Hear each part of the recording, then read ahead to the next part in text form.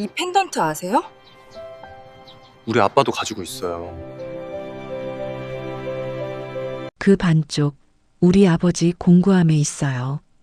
계약직 청년이 제 가방을 가리키며 말했습니다. 부러진 바람개비 은장식을 25년 동안 제가 목숨처럼 지켜온 그것을. 이런 상황이 벌어진 데에는 아주 충격적인 이유가 있었습니다. 잠깐, 여러분은 지금 어디서 이 이야기를 듣고 계신가요? 몇 살이시고 어디에 사시는지, 무엇을 하면서 듣고 계신지 댓글로 꼭 남겨주세요. 여러분의 이야기가 궁금합니다.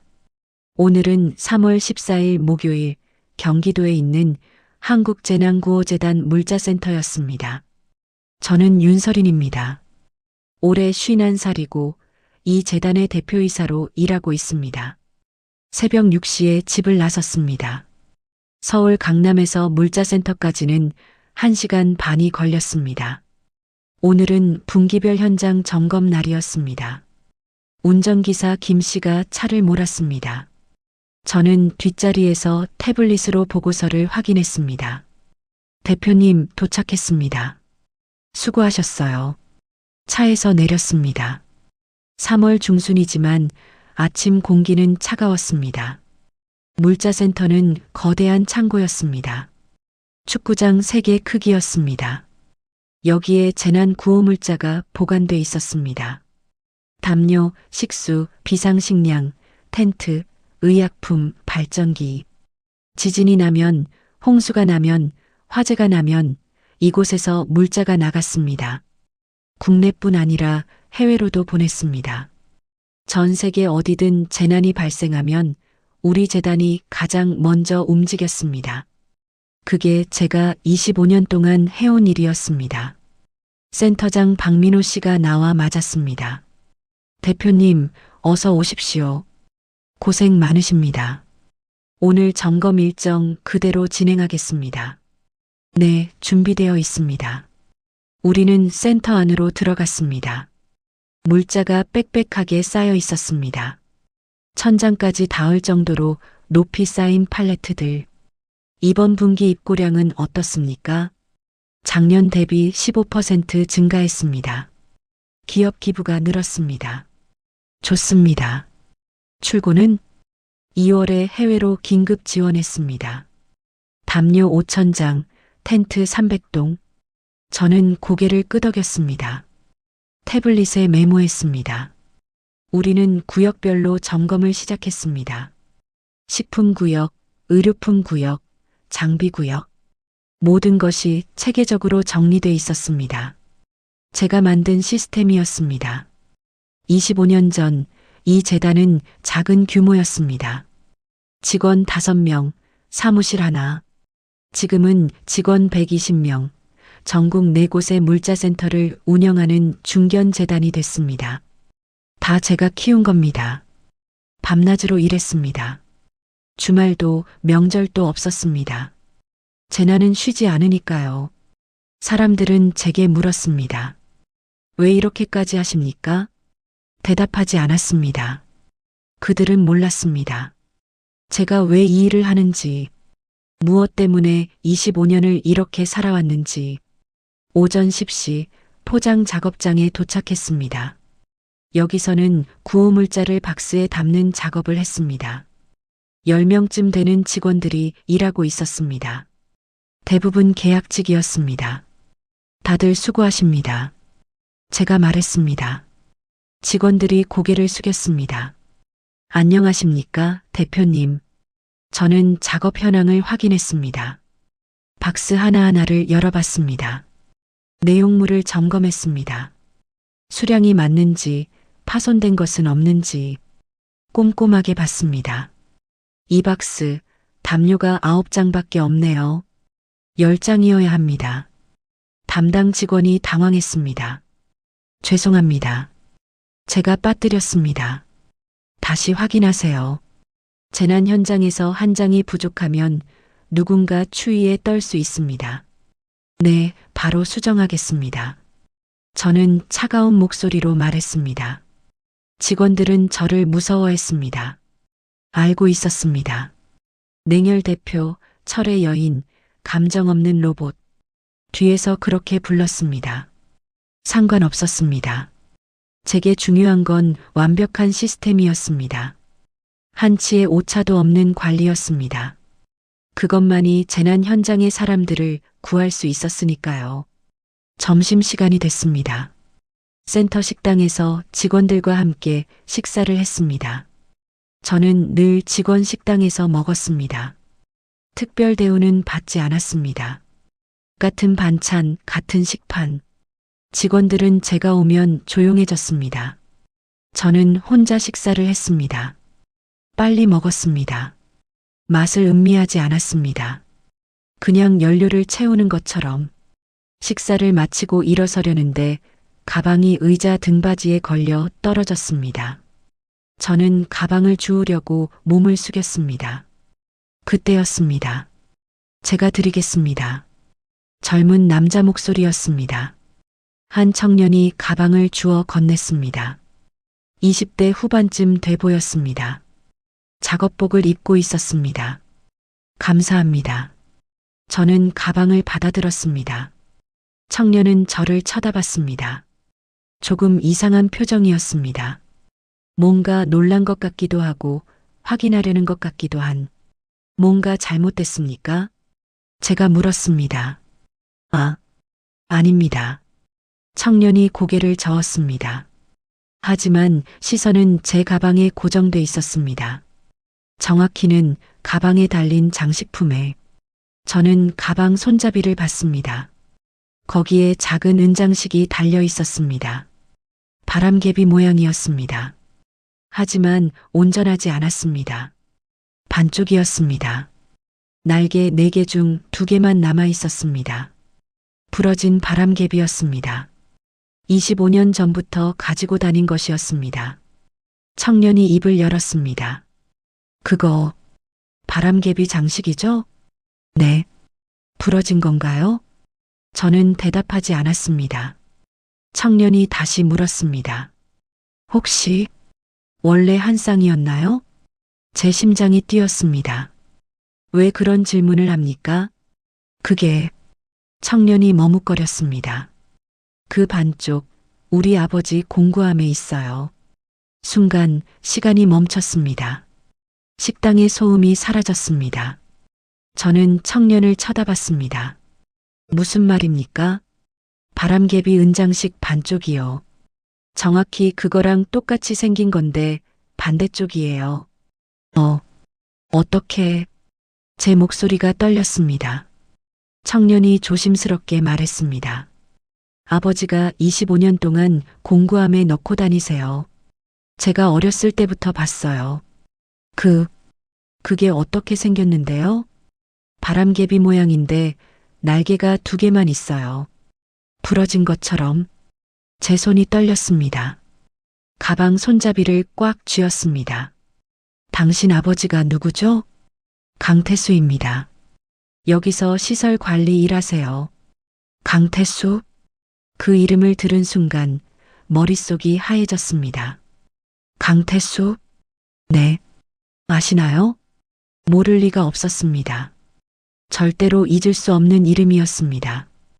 25년 전 그날의 이름이었습니다. 저는 의자를 잡았습니다. 다리에 힘이 풀렸습니다. 대표님 괜찮으세요? 센터장 박민호 씨가 다가왔습니다. 괜찮습니다. 얼굴이 새하얗습니다. 잠깐 쉬면 됩니다. 저는 청년을 쳐다봤습니다. 당신 이름이 뭡니까? 강우진입니다. 강우진. 저는 그 이름을 되뇌었습니다. 당신 아버지, 지금 어디 있습니까? 오늘은 휴무세요. 내일 출근하십니다. 내일. 저는 심호흡을 했습니다. 진정하려고 애썼습니다. 당신 아버지한테 전화 좀 연결해 줄 수 있습니까? 네. 왜요? 급한 일이 있습니다. 강우진이 당황한 표정을 지었습니다. 아버지가 무슨 잘못한 게 아닙니다. 그냥 확인하고 싶은 게 있어서요. 무엇을요? 저는 가방 손잡이에서 바람개비 장식을 떼어냈습니다. 25년 동안 한 번도 떼어본 적 없는 것을 손바닥 위에 올려놓았습니다. 부러진 바람개비, 은으로 만들어진 날개 2개만 남은 이것과 똑같은 게 정말 당신 아버지한테 있습니까? 강우진이 자세히 봤습니다. 네, 거의 똑같아요. 근데 날개가 반대편에 있어요. 한 쌍이었다는 뜻이군요. 그런 것 같은데요. 근데 대체 이게... 저는 대답하지 못했습니다. 목이 메었습니다. 25년 전 기억이 밀려왔습니다. 1998년 8월 12일, 폭우가 쏟아지던 날, 경기도 어딘가 산사태 현장. 저는 그곳에 있었습니다. 남편과 5살 아들과 함께 여름휴가를 가던 길이었습니다. 펜션을 예약했고 계곡에서 물놀이를 할 예정이었습니다. 하지만 도착하지 못했습니다. 산사태가 도로를 덮쳤습니다. 차가 도랑으로 굴러떨어졌습니다. 저는 의식을 잃었습니다. 깨어났을 때는 병원이었습니다. 의사가 말했습니다. 남편분과 아드님은 유감스럽게도... 뭐라고요? 현장에서 돌아가셨습니다. 거짓말. 부인, 진정하십시오. 제 남편과 아들이요? 죽었다고요? 네. 죄송합니다. 저는 비명을 질렀습니다. 믿을 수 없었습니다. 받아들일 수 없었습니다. 하지만 현실이었습니다. 장례식이 치러졌습니다. 관은 2개였습니다. 하나는 컸고 하나는 작았습니다. 저는 그 앞에 무릎을 꿇었습니다. 울지 못했습니다. 눈물이 나오지 않았습니다. 그냥 텅 비어버렸습니다. 감정이 사라졌습니다. 장례식이 끝난 후 경찰이 유품을 전달했습니다. 이것들이 현장에서 발견됐습니다. 남편의 지갑, 남편의 시계, 그리고 바람개비 은장식, 부러져 있었습니다. 반쪽만 남아 있었습니다. 이게 뭔가요? 제가 물었습니다. 차 안에서 발견됐습니다. 남편분이나 아드님 것으로 추정됩니다. 저는 바람개비를 들여다봤습니다. 낯익었습니다. 어디서 봤지? 기억을 더듬었습니다. 그리고 떠올랐습니다. 1년 전 남편이 선물한 것이었습니다. 결혼기념일에. 여보, 이거 뭐예요? 바람개비 커플 키링. 하나는 당신 가방에, 하나는 내 차 키에. 왜 바람개비예요? 우리 사랑이 바람개비처럼 계속 돌아가라고. 멈추지 말고. 남편이 웃었습니다. 저도 웃었습니다. 그때는 몰랐습니다. 1년 후 그 바람개비가 부러질 줄, 반쪽만 남을 줄. 저는 부러진 바람개비를 가방에 달았습니다. 그리고 25년 동안 떼어내지 않았습니다. 유일하게 남은 것이었으니까요. 남편과 아들의 흔적. 그게 전부였습니다. 그런데 지금 이 청년이 말했습니다. 반쪽이 아버지한테 있다고. 강태수라는 사람한테. 말도 안 돼. 남편은 죽었습니다. 장례식을 치렀습니다. 묘지에 묻혔습니다. 25년이 지났습니다. 어떻게 살아있을 수 있습니까? 하지만 만약, 정말 만약, 아니야. 말도 안 돼. 저는 고개를 저었습니다. 대표님? 강우진이 저를 쳐다봤습니다. 괜찮으세요? 얼굴이. 전화. 네. 당신 아버지한테 전화하세요. 지금 당장. 지금요? 근데 지금 제 목소리가 떨렸습니다. 강우진이 놀라 핸드폰을 꺼냈습니다. 전화를 걸었습니다. 신호음이 울렸습니다. 1번, 2번, 3번. 제 심장이 미친 듯이 뛰었습니다. 여보세요, 아빠? 강우진이 말했습니다. 아빠, 지금 어디세요? 응. 그게. 여기 대표님이. 강우진이 저를 쳐다봤습니다. 저는 손을 내밀었습니다. 제게 주세요. 네. 근데 주세요. 강우진이 핸드폰을 건넸습니다. 저는 떨리는 손으로 받았습니다. 귀에 댔습니다. 여보세요? 남자 목소리가 들렸습니다. 40대 후반에서 50대 초반쯤 되는 목소리. 누구십니까? 그 목소리. 저는 알았습니다. 절대로 잊을 수 없는 목소리였습니다. 25년 전 목소리였습니다. 당신, 제 목소리가 나오지 않았습니다. 여보세요? 누구시죠? 남자가 다시 물었습니다. 저는 입을 열었습니다. 떨리는 목소리로. 당신, 정민우 아닙니까? 전화 너머가 조용해졌습니다. 긴 침묵이 흘렀습니다. 그리고 남자가 말했습니다. 당신은 누구십니까? 저는 눈물이 났습니다.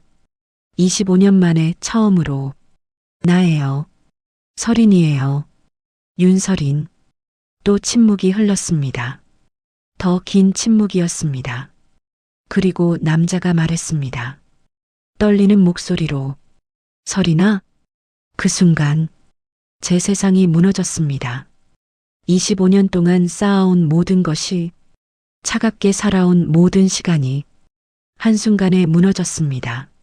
남편은 살아 있었습니다. 죽지 않았습니다. 25년 동안 다른 이름으로 다른 삶을 살고 있었습니다. 강태수라는 이름으로. 그리고 아들이 있었습니다. 강우진. 제 눈앞에 서 있는 이 청년. 우리 아들은 어디 있지? 질문이 목까지 올라왔습니다. 하지만 묻지 못했습니다. 다리에 힘이 풀렸습니다. 핸드폰이 손에서 떨어졌습니다.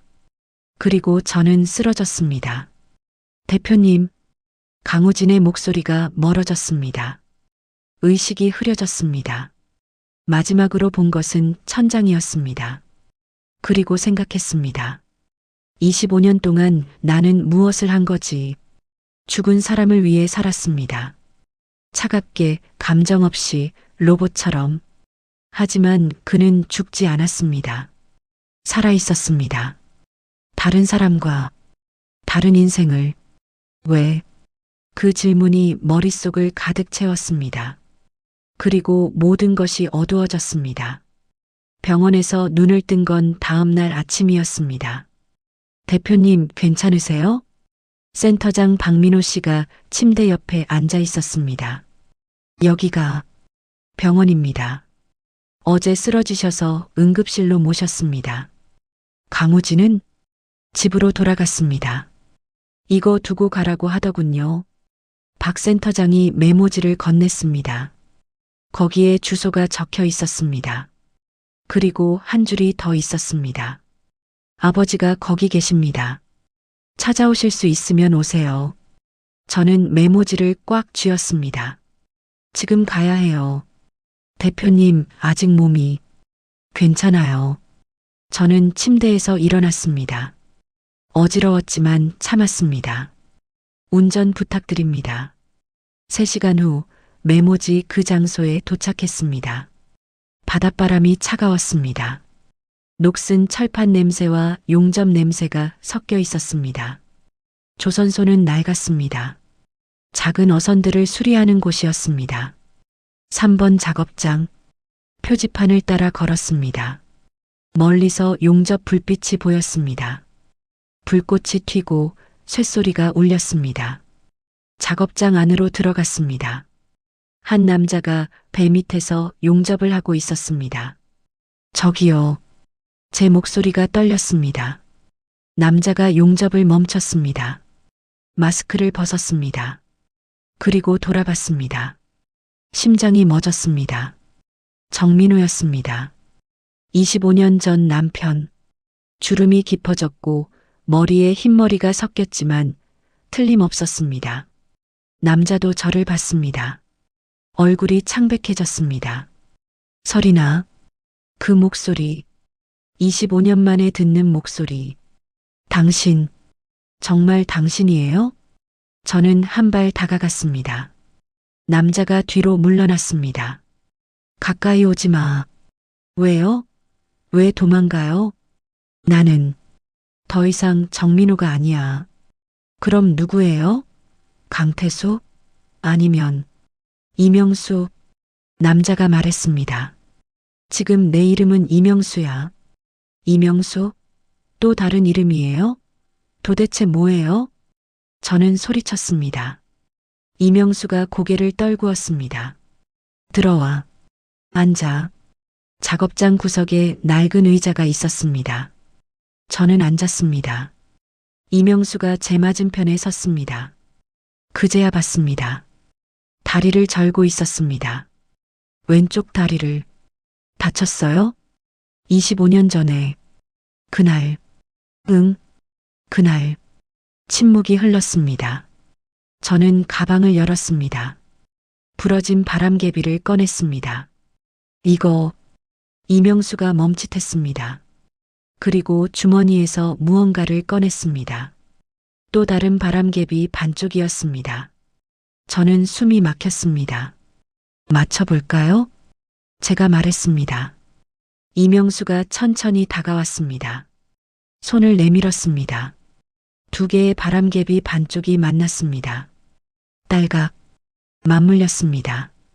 완벽하게 바람개비가 완성됐습니다. 은빛으로 빛나는 날개 4개의 바람개비. 우리 거였어. 이명수가 중얼거렸습니다. 결혼기념일에 내가 선물한 거. 기억나? 기억해요. 당신이 바람개비처럼 계속 돌아가자고 했죠. 근데 멈춰버렸지. 이명수가 바람개비를 내려다봤습니다. 그날 이후 널 잃었어. 무슨 말이에요? 제가 여기 있잖아요. 아니야. 넌 이미 떠났어. 25년 전에. 저는 이해할 수 없었습니다. 설명해줘요. 도대체 무슨 일이 있었던 거예요? 이명수가 한숨을 쉬었습니다. 의자에 앉았습니다. 기억나? 우리가 어떻게 만났는지. 물론이죠. 1995년 붕괴 사고 현장에서. 맞아. 나는 구조팀 기술자였고 너는 자원봉사자였지. 기억이 떠올랐습니다. 먼지투성이 현장, 무너진 건물 잔해, 그 속에서 사람들을 구하던 남자. 그가 정민호였습니다. 당신이 내 손을 잡아줬어요. 무너진 벽 틈에서 할머니를 구할 때 너무 무서워서 떨고 있었지. 근데 포기하지 않았어. 당신이 괜찮다, 내가 있다고 했죠. 그때 반했어. 너한테. 이명수가 쓴웃음을 지었습니다. 근데 곧 알았지. 내가 누군지. 제가요? 윤설인. 한국구호재단 이사장 윤정훈의 외동딸. 저는 입을 다물었습니다.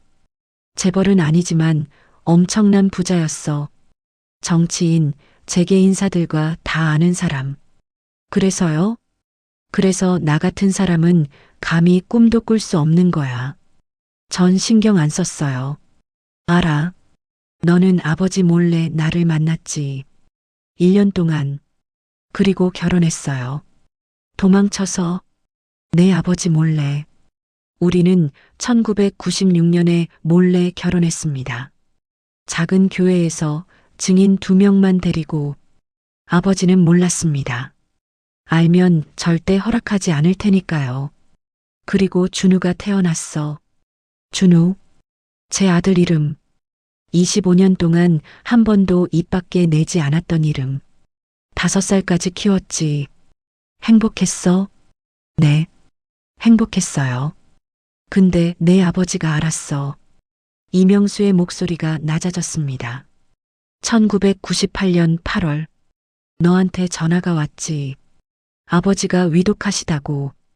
기억해요. 급히 병원에 가야 했죠. 나는 차를 몰았어. 너와 준우를 태우고. 폭우가 쏟아지는데도 산사태가 났어요. 아니. 이명수가 고개를 저었습니다. 산사태가 아니었어.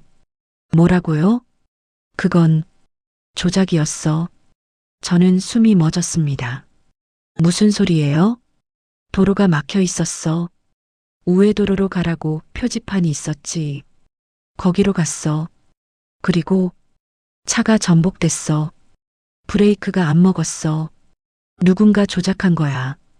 말도 안 돼. 차에서 깨어났을 때 너는 없었어. 준우도. 이명수의 목소리가 떨렸습니다. 구조대가 왔어. 근데 이상했어. 경찰이 아니라 사복 입은 사람들이었어. 그들이 뭐라고 했어요? 당신 아내와 아들은 이미 병원으로 갔습니다. 따라오십시오. 그랬어. 그래서요? 따라갔지. 근데 병원이 아니었어. 어떤 창고였어. 이명수가 얼굴을 감쌌습니다. 거기서 내 아버지를 만났어. 아버지를요? 윤정훈. 그 사람이 직접 왔어. 저는 믿을 수 없었습니다. 뭐라고 했어요? 내 딸은 이미 다른 병원에 있다. 기억을 잃었다. 너와 아이에 대한 모든 기억을 지웠다. 그랬어. 기억을 지웠다고요? 약물과 전기 충격 치료, 그리고 최면. 이명수가 저를 똑바로 쳐다봤습니다. 너는 사고 후 깨어났을 때 나를 기억하지 못했어. 준우도. 아니에요. 전 기억해요. 당신과 아이가 죽었다고 들었어요. 그게 조작이야. 내 아버지가 심어놓은 거짓 기억이야. 저는 머리를 흔들었습니다. 말도 안 돼요. 장례식도 치렀어요. 관도 봤어요. 빈관이었겠지. 아들은요? 준우는 어디 있어요? 이명수가 입을 다물었습니다. 말해줘요. 모르겠어. 거짓말. 정말 몰라. 내 아버지가 데려갔어. 이 아이는 제대로 키우겠다. 너 같은 놈과는 떨어뜨리겠다. 그랬어. 그럼 우진이는요? 강우진은 누구예요? 이명수가 고개를 숙였습니다. 창고에서 도망쳤어. 다리를 다쳤지만 기어서 나왔어. 그리고요? 떠돌았어. 2년 동안 너를 찾으려 했어. 근데 내 아버지 사람들이 계속 쫓아왔어. 그래서 이름을 바꾼 거예요? 3번 바꿨어. 정민호에서 강태수로, 다시 이명수로. 우진이는요? 2000년에 고아원에서 데려온 아이야. 입양했어. 그 아이한테 아버지가 필요했고 나한테는 아들이 필요했어. 저는 눈물이 났습니다. 준우는, 우리 아들은 어디 있어요? 내 아버지가 어딘가에 숨겼을 거야. 다른 이름으로 키우고 있겠지. 아버지는 10년 전에 돌아가셨어요. 그럼 이제 영원히 모를지도 몰라. 이명수가 바람개비를 쥐었습니다. 25년 동안 이것만 쥐고 살았어. 언젠가 널 다시 만날 수 있을까 싶어서. 왜 찾아오지 않았어요? 너는 나를 기억하지 못했잖아. 새로운 삶을 살고 있었잖아. 전 25년 동안 죽은 사람을 위해 살았어요. 차갑게, 아무 감정도 없이. 제 목소리가 떨렸습니다. 당신이 살아있다는 걸 알았다면, 우리 아들이 어딘가 살아있다는 걸 알았다면, 미안해. 이명수가 고개를 숙였습니다. 다 내 잘못이야. 내가 너를 지키지 못했어. 저는 바람개비를 빼앗았습니다. 완성된 바람개비를. 이제 찾을 거예요. 뭘? 우리 아들. 준우. 어떻게? 25년이나 지났는데. 몰라요. 근데 찾을 거예요. 아버지가 남긴 기록이 있을 거예요. 재단 어딘가에. 저는 일어섰습니다. 당신도 도와줘요. 나는 25년 동안 숨어 살았잖아요. 이제 그만해요. 우리 아들 찾아요. 함께.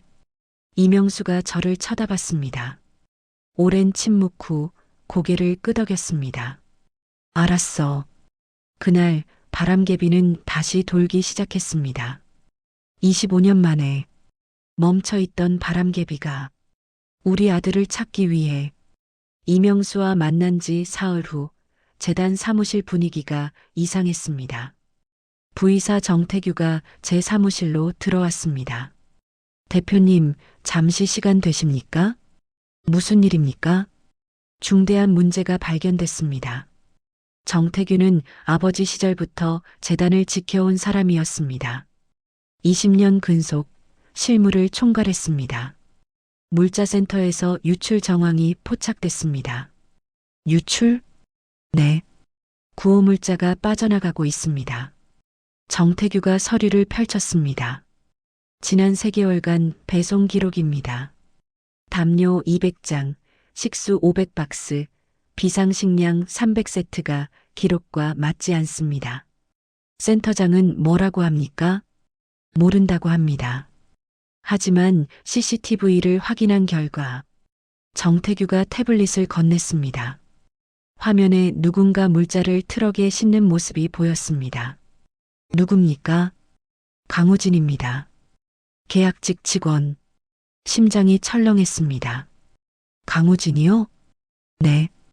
야간 시간대에 물자를 빼돌린 정황이 명확합니다. 확실합니까? CCTV 타임스탬프가 증거입니다. 2월 15일 오후 11시 47분, 3월 2일 오전 1시 23분. 저는 화면을 자세히 봤습니다. 우진이 맞았습니다. 하지만 뭔가 이상했습니다. 이 영상 편집된 거 아닙니까? 무슨 말씀이십니까? 화질이 다릅니다. 이 부분은 선명한데 이 부분은 흐릿합니다.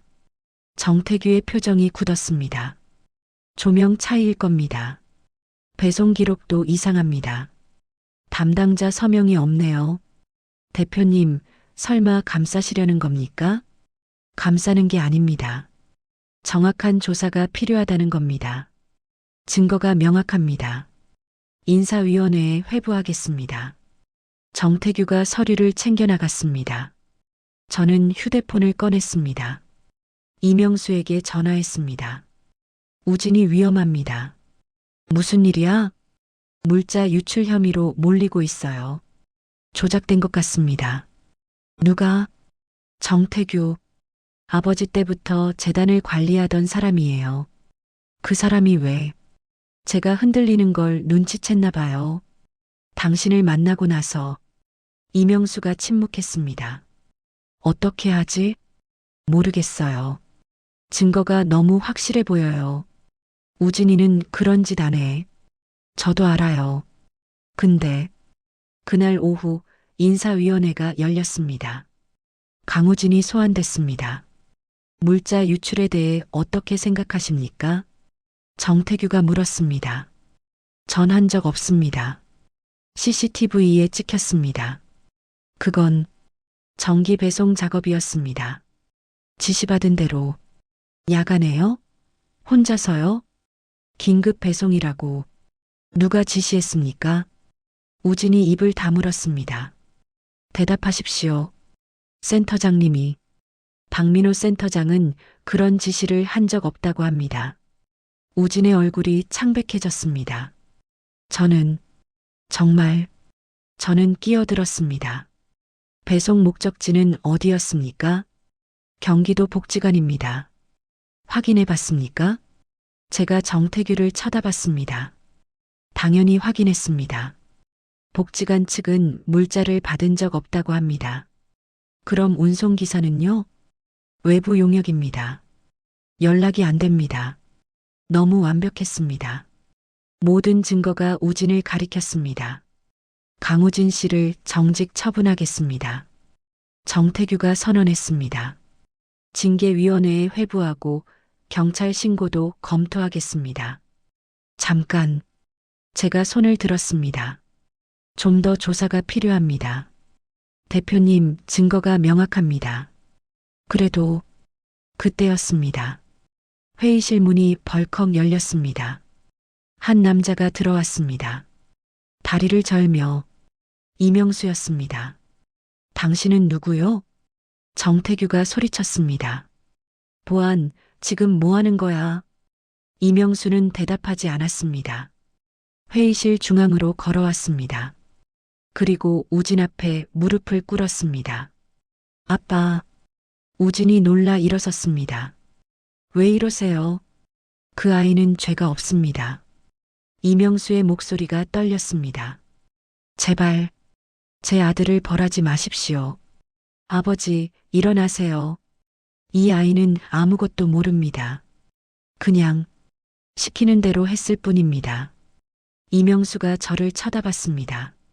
눈물이 고여 있었습니다. 대표님, 윤설인 대표님, 제 심장이 뛰었습니다. 이 아이는 죄가 없습니다. 제발 징계를 거두어 주십시오. 목이 메었습니다. 25년 전 준우를 품에 안았을 때처럼 본능이 흔들렸습니다. 보안, 정태규가 소리쳤습니다. 이 사람 당장 내보내. 경비 2명이 들어왔습니다. 잠깐, 제가 손을 들었습니다. 나가지 마십시오. 대표님, 회의를 중단하겠습니다. 뭐라고요? 하지만 강우진 씨에 대한 징계를 보류합니다. 대표님, 증거가 자체 감사를 실시하겠습니다. 외부 감사팀을 투입해서 CCTV 원본을 다시 확인하고 배송 기록을 전면 재조사하겠습니다. 정태규의 얼굴이 굳었습니다. 그건 시간과 비용 낭비입니다. 제 결정입니다. 저는 이명수를 쳐다봤습니다. 여전히 무릎을 꿇고 있었습니다. 일어나십시오. 대표님, 일어나세요. 제발. 이명수가 천천히 일어섰습니다. 우진이 아버지를 부축했습니다. 회의를 마치겠습니다. 저는 자리에서 일어났습니다. 정태규가 저를 똑바로 쳐다봤습니다. 차갑고 날카로운 시선이었습니다. 알고 있군. 정태규는 알고 있었습니다. 저와 이명수의 관계를, 그리고 우진이 누구인지, 아니, 정확히는 우진이 누가 아닌지를, 준우가 아니라는 것을. 하지만 그것만으로도 위협이었습니다. 재단을 흔들 수 있는 비밀이었습니다. 그날 밤 이명수가 제 사무실로 찾아왔습니다. 고마워. 우진이는 괜찮아요? 집으로 보냈어. 많이 놀랐지만 정태규가 조작한 게 확실해요. 왜 그랬을까? 절 견제하는 거예요. 당신을 만난 후로 제가 달라졌거든요. 이명수가 창밖을 봤습니다. 위험해. 내 아버지 사람들이 아직 살아있는 거야. 정태규가요? 확실해. 25년 전 그날 그 사람도 있었어. 제 숨이 멎었습니다. 창고에서 내 아버지 옆에. 그럼 준우가 어디 있는지 알 거야. 우리는 서로 쳐다봤습니다. 어떻게 하지? 밝혀내야 해. 정태규를 무너뜨리고 진실을 찾아야 해. 위험합니다. 알아. 근데 다른 방법이 없어. 저는 바람개비를 만졌습니다. 책상 위에 놓인 완성된 바람개비를. 시작하겠습니다. 전쟁을. 그날부터 모든 것이 달라졌습니다. 25년 동안 잠들어 있던 진실이 깨어나기 시작했습니다. 자체 감사가 시작된 지 일주일 후였습니다. 외부 감사팀이 CCTV 원본을 복구했습니다. 대표님, 조작 정황이 확실합니다. 어떻게요? 타임스탬프가 편집됐습니다. 실제 영상은 낮 시간이었는데 야간으로 바꿔놨습니다. 배송 기록은요? 위조입니다. 실제 배송은 정식 절차로 진행됐습니다. 증거가 나왔습니다. 정태규가 모든 것을 조작했다는. 저는 그를 불렀습니다. 설명하시죠. 무슨 말씀이십니까? 강우진 씨 건 당신이 조작했습니다. 정태규의 얼굴이 굳었습니다. 증거 있습니까? CCTV 원본, 배송 기록 원본 모두 확보했습니다. 그건 오해입니다. 내일 이사회에서 해명하십시오. 징계위원회가 열릴 겁니다. 정태규가 저를 쳐다봤습니다. 차가운 눈빛이었습니다. 후회하실 겁니다, 대표님. 뭐라고요? 25년 전 비밀. 계속 묻어둘 수 있을 거라 생각하십니까? 당신이 뭘 압니까? 모든 것을 압니다. 정민호, 아니 이명수, 그리고 당신 아들. 제 심장이 뛰었습니다. 어디 있습니까? 준우가 어디 있어요? 그건 알아서 찾으시죠. 정태규가 돌아서 나갔습니다. 그날 밤 비가 내렸습니다. 저는 사무실에 남아 있었습니다. 내일 이사회 자료를 준비하고 있었습니다. 오후 11시쯤 경비실에서 전화가 왔습니다. 대표님, 중부물자센터에서 연락 왔습니다. 화재 경보가 울렸다고 합니다. 뭐라고요? 지금 확인 중이랍니다. 저는 차를 몰고 센터로 달려갔습니다. 빗속을 뚫고 1시간 반을 달렸습니다. 센터에 도착했을 때 연기가 보였습니다. 3번 창고에서 불이야. 누군가 소리쳤습니다. 직원들이 소화기를 들고 뛰어갔습니다. 저도 따라 들어갔습니다. 대표님, 위험합니다. 박 센터장이 저를 막았습니다. 창고 안에 사람이 있습니까? 없는 걸로 알고 있습니다만. 확인했습니까? 지금 확인 중입니다. 그때였습니다. 연기 속에서 비틀거리는 그림자가 보였습니다. 저기 누군가를 업고 있었습니다. 강우진이었습니다. 우진 씨, 저는 달려갔습니다. 대표님, 우진이 제 앞에서 멈췄습니다. 업고 있던 사람을 내려놓았습니다. 야간 경비였습니다. 의식이 없었습니다. 안으로 더 들어가지 마세요. 우진이 소리쳤습니다. 왜요? 화재가 인위적입니다. 누군가 기름을 뿌렸어요. 뭐라고요? 그때 천장에서 무너지는 소리가 났습니다. 대표님, 우진이 저를 밀쳤습니다. 강하게. 저는 뒤로 낮아빠졌습니다. 쾅! 천장 일부가 우진 위로 떨어졌습니다. 우진 씨, 저는 비명을 질렀습니다. 직원들이 달려왔습니다. 잔해를 들어 올렸습니다. 우진이 그 아래 있었습니다. 머리에서 피가 났습니다. 119, 빨리. 박 센터장이 외쳤습니다.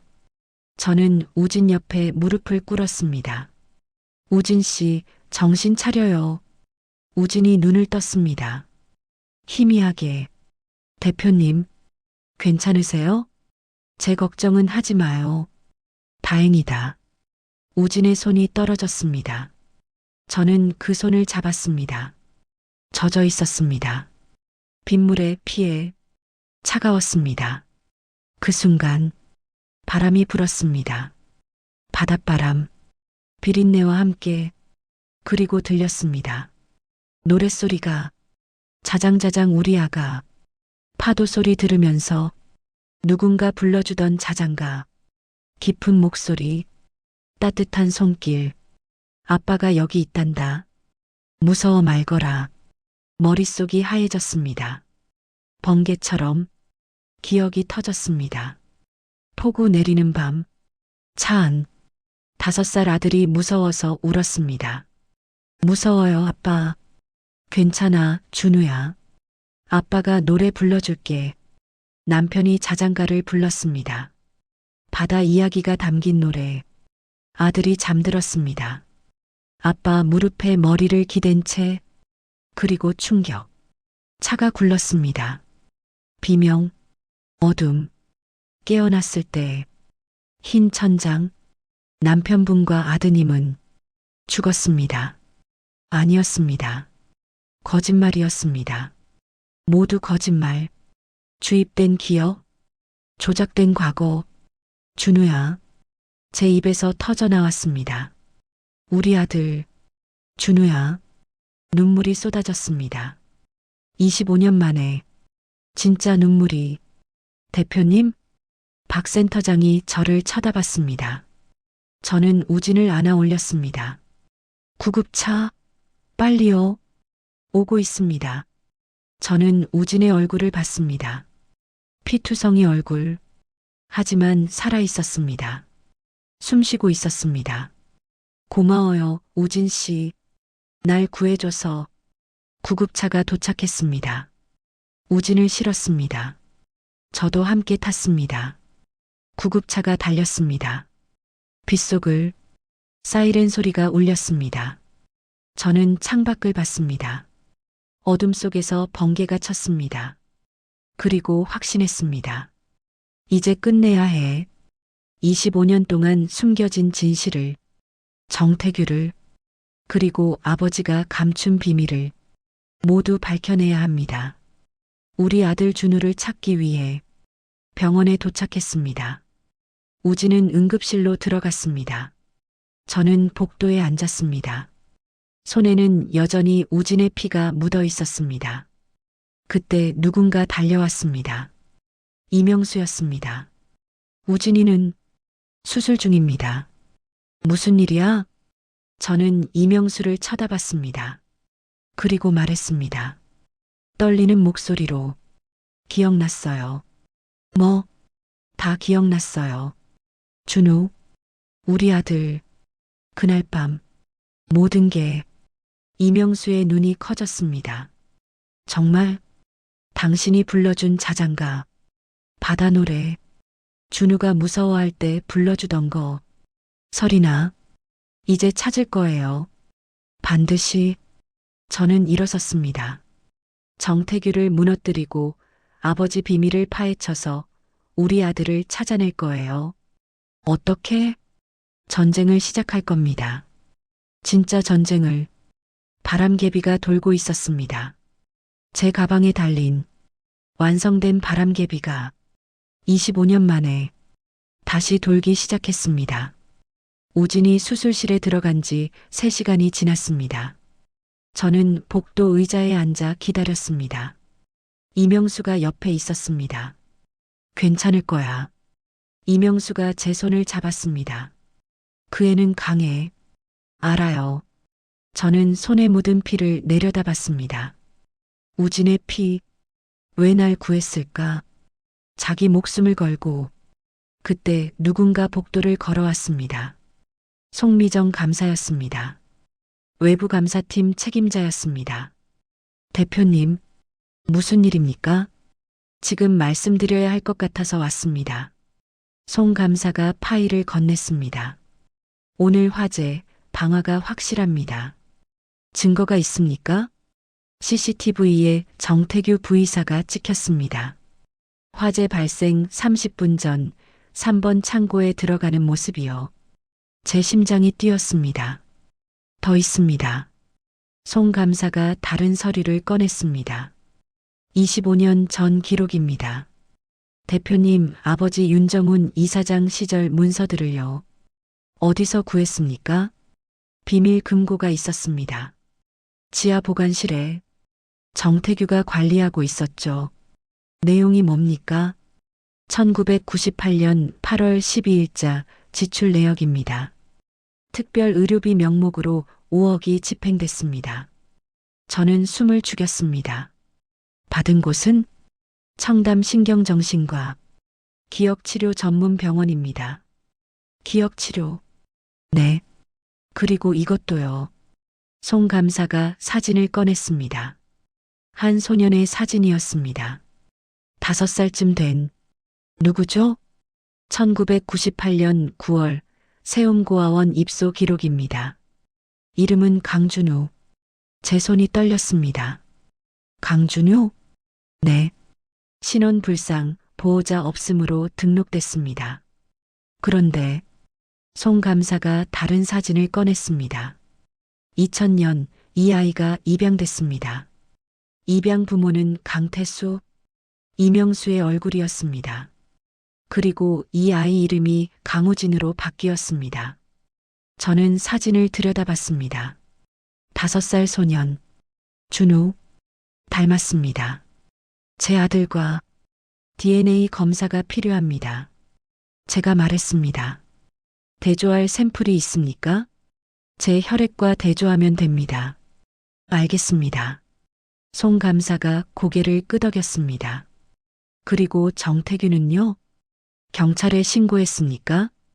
아직입니다. 대표님 허락을 받아야죠. 신고하십시오. 방화교사, 문서 위조, 횡령. 모두 알겠습니다.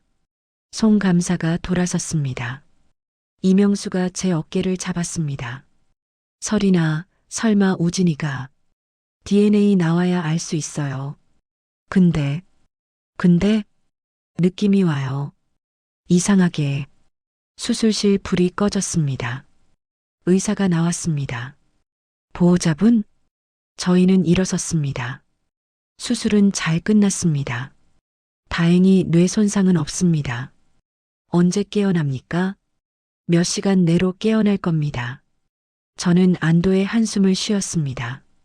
우진은 중환자실로 옮겨졌습니다. 우리는 유리창 너머로 그를 지켜봤습니다. 새벽 3시쯤 누군가 복도를 걸어왔습니다. 정태규였습니다. 대표님, 목소리는 부드러웠습니다. 우진 씨는 괜찮습니까? 왜 왔습니까? 걱정돼서요. 제 부하 직원이지 않습니까? 저는 정태규를 똑바로 쳐다봤습니다. 부하 직원이요? 네.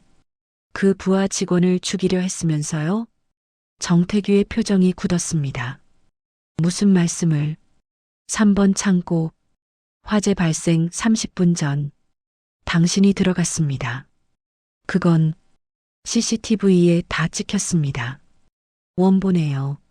조작 안 된. 정태규가 입을 다물었습니다. 그리고 1998년 기록도 찾았습니다. 저는 한 걸음 다가갔습니다. 제 아버지가 5억을 쓴 거, 제 기억을 지우기 위해. 대표님, 당신도 거기 있었죠. 그날 밤, 창고에서. 정태규가 뒤로 물러섰습니다. 제 남편을 감금하고 제 아들을 빼앗을 때, 그건 이사장님 명령이었습니다. 명령이면 사람 인생을 지워도 됩니까? 제 목소리가 떨렸습니다. 당신이 지운 건 기억이 아니에요. 사람의 삶이었어요. 대표님, 진정하십시오. 25년 동안 저는 죽은 사람을 위해 살았습니다. 차갑게, 감정 없이, 로봇처럼. 그건 당신들이 만든 겁니다. 저를 그렇게 만든 거예요. 저는 정태규를 똑바로 쳐다봤습니다. 이제 끝입니다. 당신도 아버지 유산도 모두. 복도 끝에서 경찰이 나타났습니다. 정태규 씨? 네.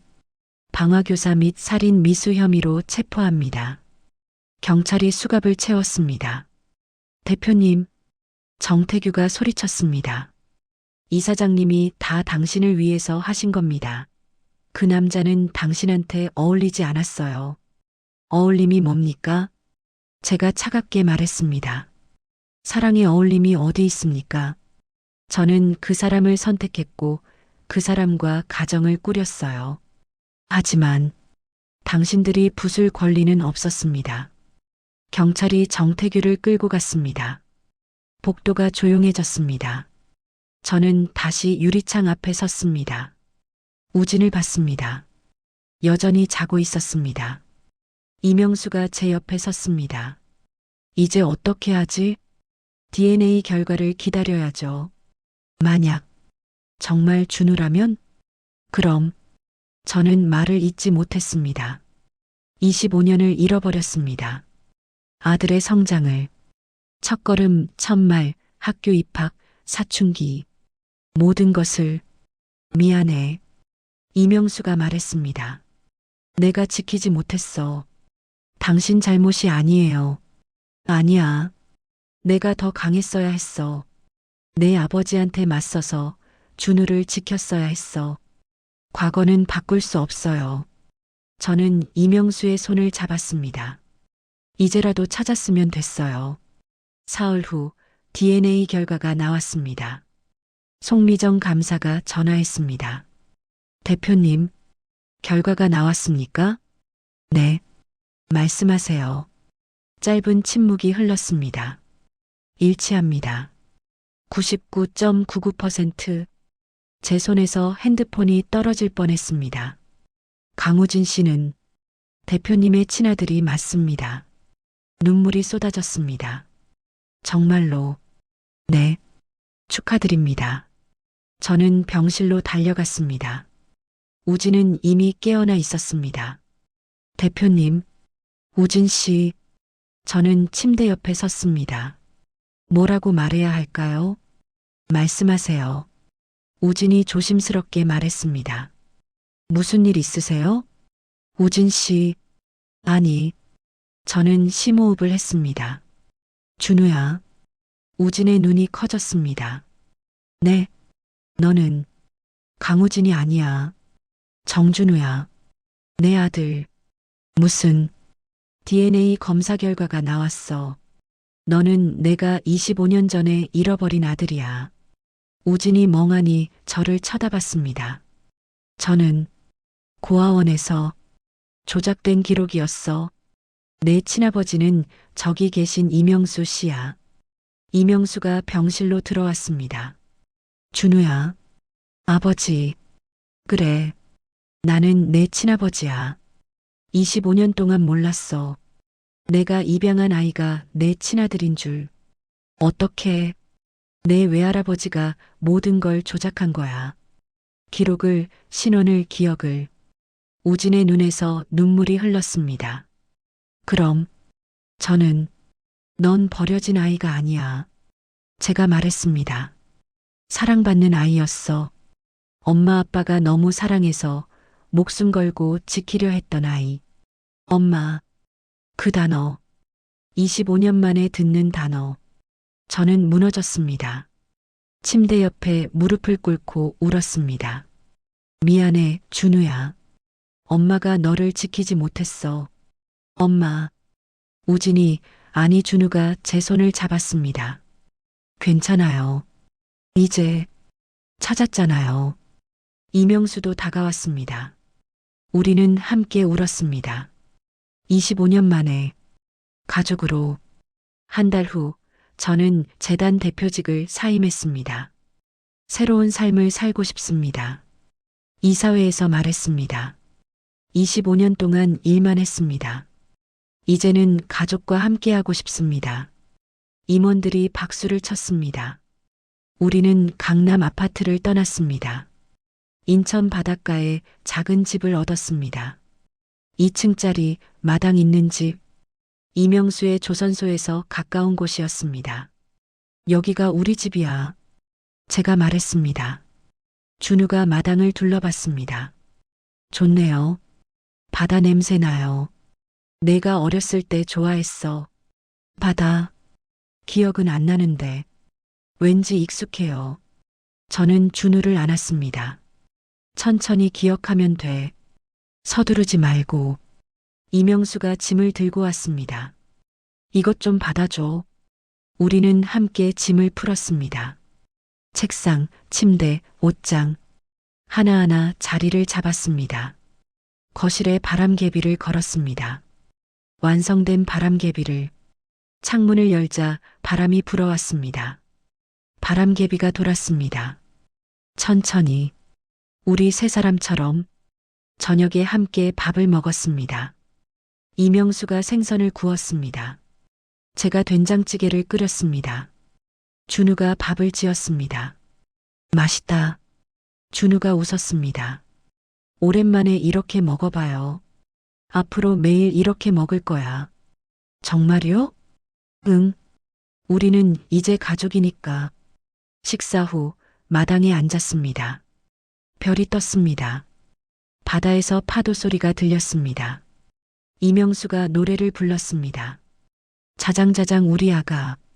파도 소리 들으면서 준우가 놀라 돌아봤습니다. 이 노래 기억나?